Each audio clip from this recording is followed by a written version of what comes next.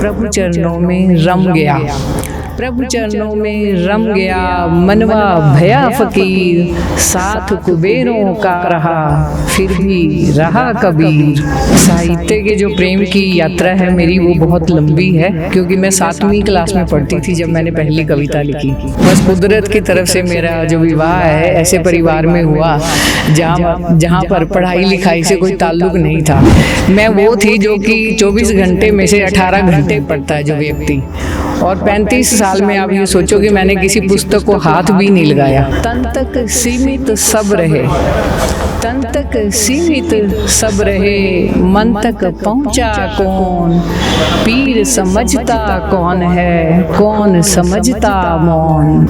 साजन की मनुहार पर, साजन की मनुहार पर मैं जाऊं बलिहार, मैं उनको दुनिया दिखूं, वो मेरा संसार। मेरा ये मानना है कि चाहे जिंदगी में कितनी भी भाग दौड़ हो, अगर हम कुछ करना चाहते हैं तो हम उसके लिए समय निकाल ही लेते हैं। नमस्कार, मैं रवि कुमार और आप देख रहे हैं डेली पोस्ट हरियाणा। हिंदी साहित्य से जुड़ी तमाम शख्सियत से आपकी रूबरू कराते हैं। ऐसे में हमारे साथ मौजूद हैं हिंदी कवयित्री और समाज सेविका शारदा मित्तल जी। उनसे बातचीत करेंगे और जानेंगे कि हिंदी साहित्य के इस सफ़र में काव्य पाठ के इस सफ़र में कितने उतार चढ़ाव उन्होंने देखे और किस तरह का उनका सफ़र रहा। मैम, सबसे पहले तो हमारे साथ जुड़ने के लिए धन्यवाद। आपका भी बहुत धन्यवाद। मैम, आपका जो काव्य पाठ का जो सिलसिला था, साहित्य के प्रति जो प्रेम रहा, वो कहाँ से स्टार्ट हुआ, किस की प्रेरणा से ये शुरू हुआ था? साहित्य के जो प्रेम की यात्रा है मेरी वो बहुत लंबी है, क्योंकि मैं 7वीं क्लास में पढ़ती थी जब मैंने पहली कविता लिखी, और उसके बाद ये सिलसिला चलता रहा शादी होने तक। स्कूल में मुझे हर वर्ष बेस्ट पोइटेस का अवार्ड मिलता था, तो कविता अपने आप आती थी फ्लोइंग, पर बस कुदरत की तरफ से मेरा जो विवाह है ऐसे परिवार में हुआ जहाँ पर पढ़ाई लिखाई से कोई ताल्लुक नहीं था, और परिवार बहुत बड़ा था, पारिवारिक जिम्मेदारियाँ बहुत ज़्यादा थी। तो बीच में एक बहुत बड़ा लॉन्ग गैप आया 35 वर्ष का, जब मैं इन सब से बहुत दूर हो गई। ये मेरी खुशकिस्मती है कि मैं दोबारा से साहित्य के साथ जुड़ सकी, कविताओं के साथ जुड़ सकी। मैं वो थी जो कि 24 घंटे में से 18 घंटे पढ़ता है जो व्यक्ति, और 35 साल में आप ये सोचो कि मैंने किसी पुस्तक को हाथ भी नहीं लगाया। और फिर ईश्वर ने ऐसी कृपा करी, मेरे संपर्क में दिनेश रघुवंशी भैया आए, और इनको मैंने जो बचपन में लिखा था वो दिखाया, तो इन्होंने मुझे कहा कि आप इस सब को छोड़ो, आप दोहे लिखो। तो मैंने उस समय तो मैंने ये सोचा कि दोहे तो कबीर जी ने लिख दिए, रहीम जी ने, तुलसीदास ने भी। दोहे लिखना आम व्यक्ति का काम नहीं है। ये मेरे विचार थे कि दोहे तो हम लिख ही नहीं सकते, क्योंकि जो उन्होंने लिख दिया। तो इन्होंने मुझे कहा कि नहीं, ये एक छोटा मात्रिक छंद है, ऐसे ऐसे इसकी मात्राएं होती हैं, आप लिख सकती हो। ये नहीं है कि उन्होंने लिख दिया तो आप लिख नहीं सकते। तो इन्होंने मुझे अभ्यास भी कराया, समझाया पहले, फिर अभ्यास कराया, और 2018 में 2 जून में गवर्नर हाउस में मेरी बुक रिलीज़ हुई, मनवा भयो फकीर, जो एक दोहा संग्रह है, और उसको साहित्यिक वर्ल्ड के अंदर बहुत ही प्रशंसा मिली, बहुत सराहा गया। तो वो मेरा एक दोबारा से मतलब साहित्य की तरफ लौटना था। उसके बाद मेरी 2 और पुस्तकें आ गई हैं, एक पर अभी काम चल रहा है, तो मुझे बहुत अच्छा लग रहा है। मैं अब तृप्त हूँ अपने जीवन से। नहीं तो मुझे ऐसे लगता था कि मैंने जो चाहा ज़िंदगी में मेरा बिल्कुल उल्टा हो गया। तो now I am very happy.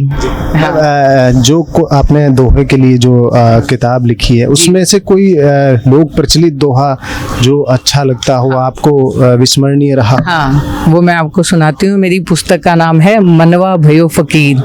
जो टाइटल बनाया मैंने, उसका जो प्रमुख दोहा है वो इस प्रकार है।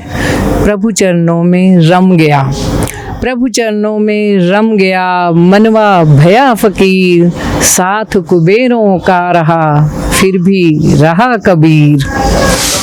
शब्द बड़े अनमोल हैं, शब्द बड़े अनमोल हैं, मत बोलो बिन तोल, कुछ भरते हैं जख्म को, कुछ देते हैं खोल। एक बवंडर सा उठे, एक बवंडर सा उठे, मन के भीतर रोज, मुझ में ही सब खोजता, खुद में भी कुछ खोज। कर्म बड़े हैं प्रीत से, कर्म बड़े हैं प्रीत से, मन में रख विश्वास।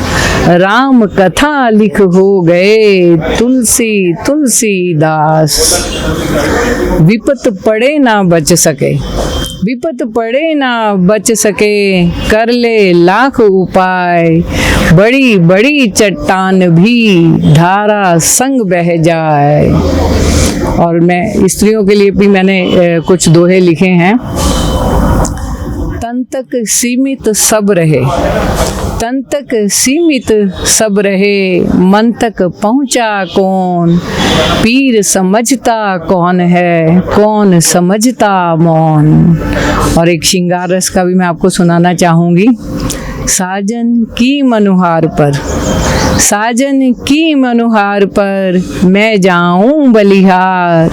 मैं उनको दुनिया दिखूं, वो मेरा संसार। थे आपके।